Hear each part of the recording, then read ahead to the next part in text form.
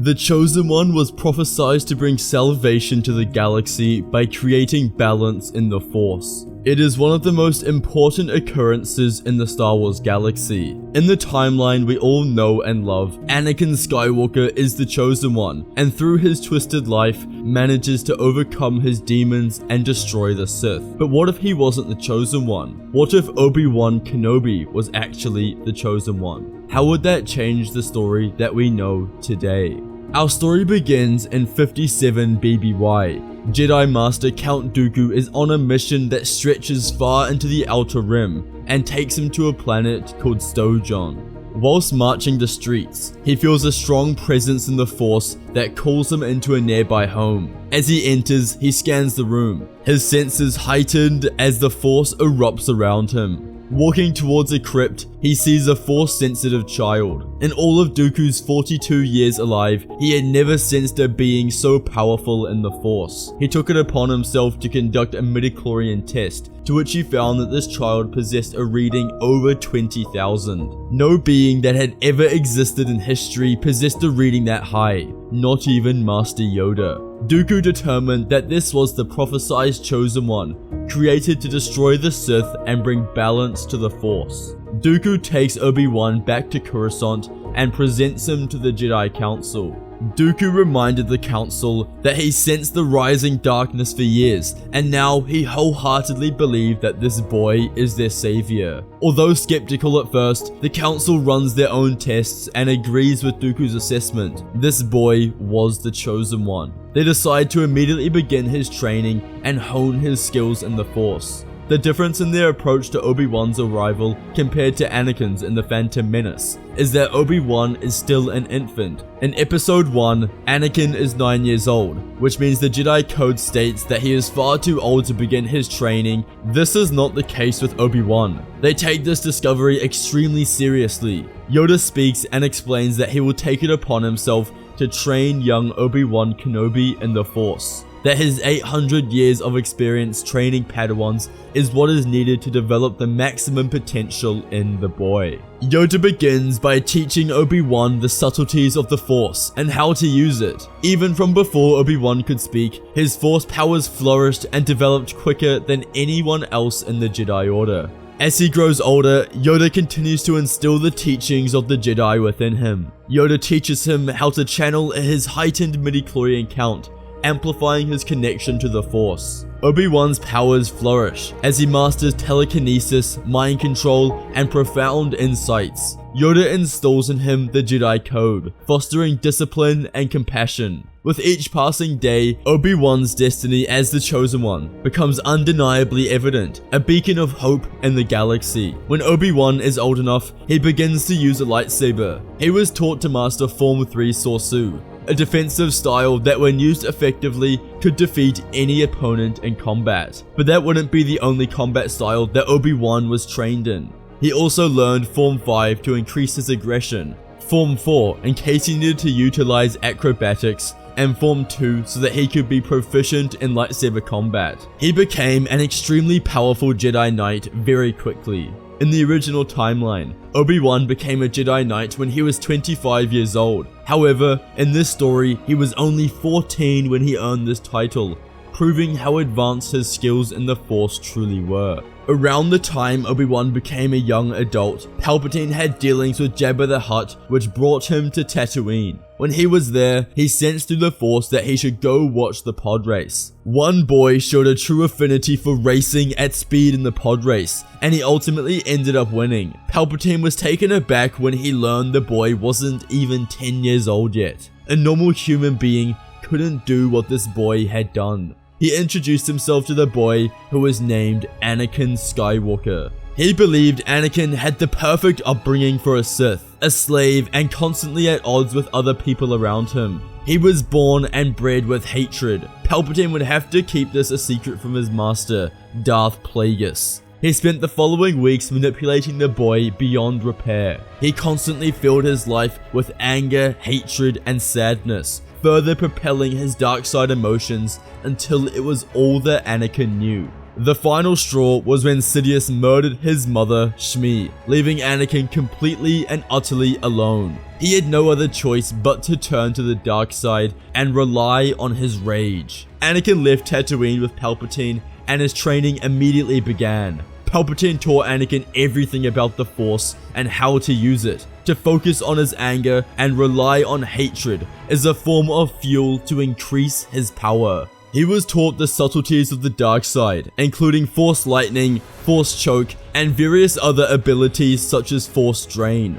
Now it's important to note here that in this timeline, Anakin is not as powerful. He doesn't have the maximum number of midichlorians, which means that his potential power is not nearly as strong in the actual timeline. Nevertheless, Sidious still nurtured the boy to be a formidable adversary. At this point, Sidious had still trained Maul to become extremely powerful, though he saw Anakin as his true protege. It was around this time that Palpatine was elected as Supreme Chancellor of the Republic, and he murdered his master Darth Plagueis, becoming the true Sith Lord in the galaxy. Darth Maul is sent to Naboo, where he faces the Jedi, just as he does in the normal timeline.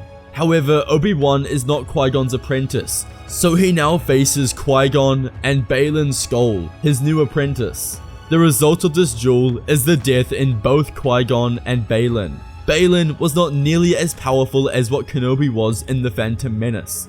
This means that Maul is still alive as we enter the following events in the timeline.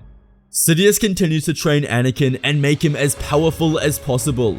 His plan has slightly altered from what we know, as he cannot manipulate the Chosen One into joining the dark side. There are two reasons for this. First, Obi-Wan is being trained by Yoda, which means that he is receiving the highest quality of training possible and will not succumb to any manipulation from Palpatine. Secondly, Obi-Wan was brought into the Jedi Temple from birth, which is not similar to what Anakin was. Anakin had many past traumas that affected his training and belief in the Jedi, such as being a slave all of his childhood. Obi-Wan did not, which meant that his mindset was 100% focused on the Jedi. When the Clone Wars began, Obi-Wan was an extremely powerful asset for the Jedi. He became the poster boy for the Republic, winning most of his battles and saving millions of lives. Throughout the Clone War, Obi-Wan came to blows with Darth Maul on numerous occasions, though neither could best the other. Each time, they would barely escape with their lives. Years passed and the Clone Wars are raging on. Palpatine needed to create a strong level of disarray in the Republic so that the destruction of the Jedi could happen more fluidly.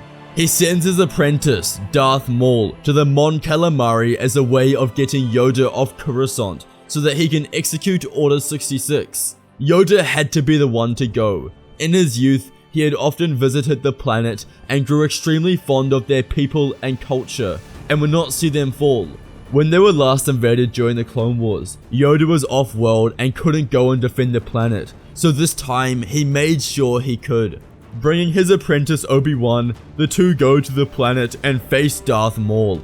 The invasion was massive and brought catastrophe to the planet. Millions were killed in the onslaught alongside the entire architecture. Yoda and Kenobi knew they had to kill Maul as soon as possible to stop the bloodshed. As they hunt him down, they engage in combat. The landscape was not ideal for a duel whilst being surrounded entirely by water, but they use it to their advantage and beat Maul. Their combined strength overwhelms Maul as they deliver the final decisive blow that ends his life. Simultaneously, Palpatine executes Order 66 on Coruscant. He and Anakin then go to the Jedi Temple and wipe everyone out. It was swift and brutal, and there was absolutely no survivors. As it stood, Anakin and Sidious had taken over the galaxy, and the Empire was created. Yoda and Obi-Wan knew that something was horribly wrong when their clone troopers turned on them. They managed to escape the planet and get to a safe place, where they learned the true extent to the destruction. They knew they had to go back to Coruscant and face their enemy. If they waited any longer, then the galaxy would be thrusted into a catastrophic era of evil, which they would never recover from. Sidious had built his empire extremely quickly, as he didn't want to risk the possibility of remaining Jedi or Republic sympathizers acting fast and attempting to destroy the empire. And so, the two most powerful Jedi Masters immediately go back to Palpatine's office on Coruscant, where they see Palpatine and Anakin. Anakin had been hidden during the Clone Wars, which meant that Obi-Wan and Yoda didn't have a clue who they were looking at. They ignited their blades and attacked the Sith. The battle rages with ferocious intensity as the Force swirls around them. Yoda bounces across the room, searching for any vantage points, but he was not strong enough to keep up with the power of the Sith Lords. They had been ruthlessly training for decades for this very moment and confrontation. Despite their valiant efforts, Yoda's unwavering defense falters, and Sidious's malevolent strike finds its mark, sending the wise Jedi Master to the floor. Kenobi screams in agony as the loss of his master happens right in front of him. Anger and hatred swells within him, but he breathes and calms himself, remembering the teachings of his late friend. He re-engages in combat as he swings with all of his might. Kenobi switched between fighting styles very often. There were times where he needed to go on the front foot and be aggressive, so he channeled Form 5. But when Anakin's rage reached its boiling point, Kenobi resorted to Form 3 so that he could focus on defense. Despite his skillful fighting, he seemed unmatched. As he locked blades with the Sith Lord, he grew exhausted.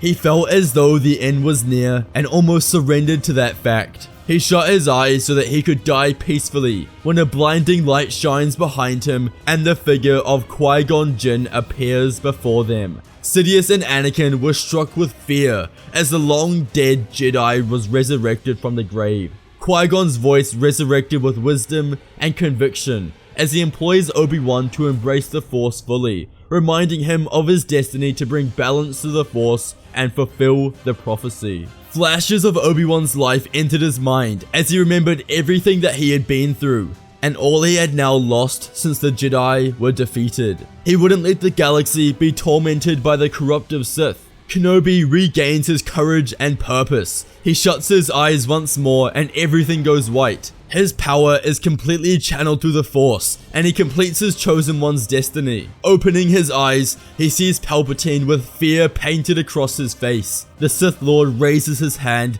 and attempts to shoot Obi-Wan back with the Force, but nothing happens. Anakin tries the same, but the exact same result occurs. Obi-Wan explains that he has been contacted by the Living Force, who gave him the ability to reduce their midichlorian count to an average being. Thus, they can no longer wield the Force and harm innocent people.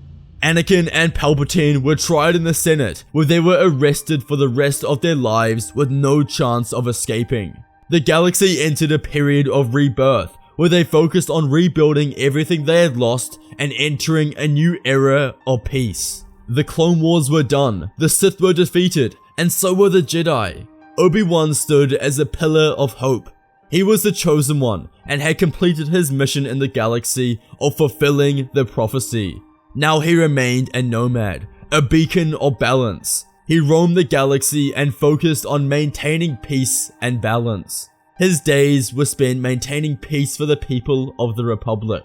And so, the story of Obi-Wan Kenobi was a complete one, where he destroyed the Sith and brought balance to the Force, propelling the galaxy into a strong era of peace for centuries to come. If you enjoyed today's video, you must watch What If Obi-Wan Became Darth Vader or What If Obi-Wan Killed Anakin on Mustafar. Please check out our Discord page if you would like to become active within the community and discuss all things Star Wars. I hope you all enjoyed, and may the Force be with you.